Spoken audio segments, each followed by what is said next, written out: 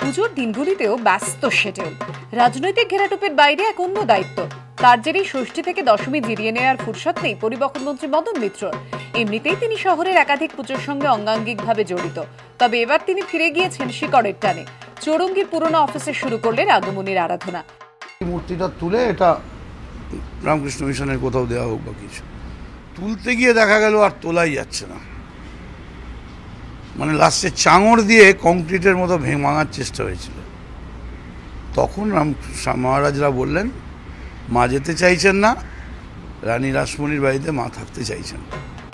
মদন মিত্রের দাবি, মন্ত্রী হিসেবে প্রভাব খাটিয়ে পুজো হয় না। বহুদিন ধরেই বিভিন্ন পুজোর সঙ্গে জড়িত।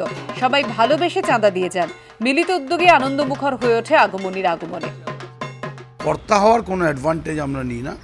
কেউ কখনো কোথাও বলতে পারবে না যে মদন মিত্রর নামে কোনো রসিদ কেটে, জুলুম করে, চাঁদা তুলে থানায় অভিযোগ করে। এবার পুজোর কটা দিন চৌরঙ্গীর অফিসেই থাকবেন বলে ঠিক করেছেন পরিবহন মন্ত্রী।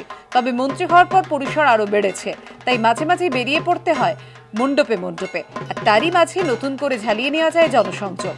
সুমন ঘরায়ের রিপোর্ট, এবিপি আনন্দ, কলকাতা।